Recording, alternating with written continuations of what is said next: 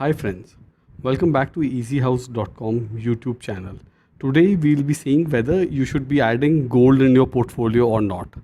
We'll explore the various ways you can add gold into your portfolio and what is the best method to do so.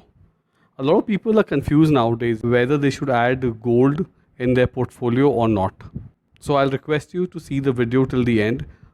A lot of people see gold as a safe haven during panic situations like we have currently in COVID 19 and are looking forward to adding gold in their portfolio. So, we would look at what is the current condition and the different methods on how you can add gold to your portfolio.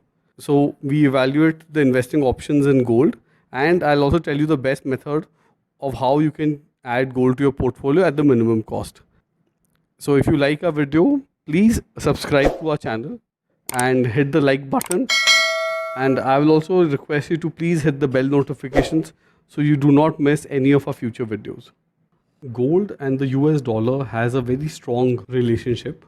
There's an inverse relationship between the two, meaning dollar increases in value relative to other currencies, the price of gold falls down. The reason for this is gold becomes expensive in other currencies and hence the demand for gold comes down. And when dollar prices come down, gold tends to appreciate as it becomes cheaper in other currency. So demand for gold increases at lower prices. Gold prices are also impacted by interest rates. So if gold competes with other assets as well, gold prices are also impacted by interest rates. Since gold does not have any interest rate, it competes with other assets which give a periodic payout or have an interest payout. So when the interest rates rise up, people flock to buying these bonds and prices of gold decreases. And interest rates come down, people leave investments in debt and move towards gold. We could have seen this case after Fed actually cut down its rates in 2008. We saw an increase in gold prices. And in 2016, the government started decreasing interest rates. We've seen actually gold prices go up. So what has happened to gold right now? Why has it rallied so much? Since 2018, we've actually seen a consistent buying by central banks from all over the world, especially from countries in Russia, Kazakhstan, Uzbekistan, China, and even Turkey. They've been buying gold for the last 2 years, and hence prices of gold actually going up consistently. Now, there are exceptions to these two things. Gold moves in tandem with dollar because it is considered a safe haven. So whenever there's a crisis and panic, people start moving money into dollar and gold. We've seen this happen in 2008 and we're seeing it unfolding right now also, where due to the COVID crisis, gold prices have actually started going up. The highest price of gold we saw was in 2011, when we saw prices of almost $1,900 to an ounce, and the prices last week actually had hit 1,800.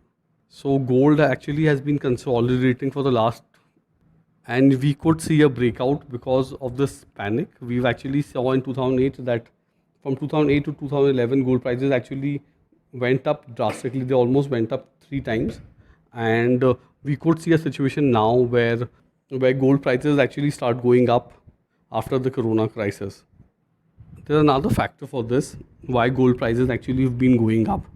Initially, there were multiple currencies which were considered safe currencies, right? You could actually have government central banks who used to hold pounds and euros.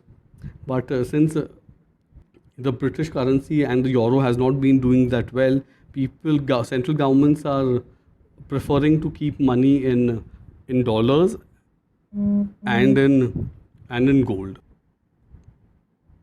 Seeing this, you will be wondering, okay, it is a good opportunity for me to actually invest in gold, but I'll tell you to follow a thumb rule when investing in gold is do not put more than 10% of your portfolio into gold. Now we look at different ways you can invest into gold in India. You could actually go and buy physical gold in form of jewelry from your jeweler. But unfortunately, that is the worst way of investing into gold because there are handling charges. We don't know the purity of the gold. They're making charges. So the worst way of buying gold is through jewelry. If you're using it or gifting it to your wife or your girlfriend, then it is absolutely perfect because it serves a dual purpose. Purely from an investment point of view, if you want to hold physical gold, I'll suggest you buy coins and keep them in your locker if you already have a locker. I'll not suggest you to keep it at your house because there are other risks which arise. There can be a burglary, etc. in your house. But if you already hold a bank locker, you can keep physical gold in there. Other option you could look at is buying gold ETFs. It has got a high safety. You can buy it online. The only cost over here is that you need to have a demat account and their transaction charges. And there is a 1% management charge, which generally asset management companies charge. Third cost, which is associated, is you could have a tracking error where gold ETF does not reflect the correct price of gold, but that doesn't happen generally. Another option you could hold gold by is by sovereign gold bonds. This somehow I don't find it very attractive, even though it gives a additional interest rate of 2.75%, because there's a lock-in in sovereign gold bonds for 5 years. But they are tradable on the exchange, and redemptions actually happen with the government of India after 5 years. There's one very big advantage is there's no capital gain tax here. But unfortunately, if you hold physical gold or gold ETFs, there is a capital gains tax. Now, there's a new way of holding gold is digital gold. So you can buy through Paytm or through Motiwal Oswal. Unfortunately, this as an investment option, I do not recommend that you should do this. It is very convenient to buy and sell, but the big problem with this is there's actually no regulator. There's a very important need of having a regulator when these products, especially financial products, actually are started, because in absence of regulation, these products get misused. I would not put large chunks of money through this digital gold system. Even though you have PF has a 1% management charge, it is a much better way. So I'll suggest you go for that option. Another option is there's a gold fund by DSP, which is World Gold Fund. It's a feeder fund. It is not investing into gold directly, but is investing into gold mining companies, right? So companies which are related with gold. It has given a superb return since last 1 year. It has almost given a return of 75% to 80%.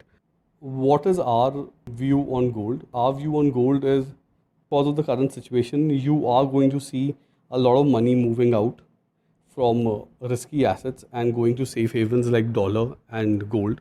And this will continue to happen because even when countries default, like in case in Zimbabwe, economists were of the view that gold cannot be eaten. It's a metal at the end of the day which doesn't have any utility. But gold can actually, in case of crisis, you can sell it and you can buy food with it. So it's a very good way of storing value.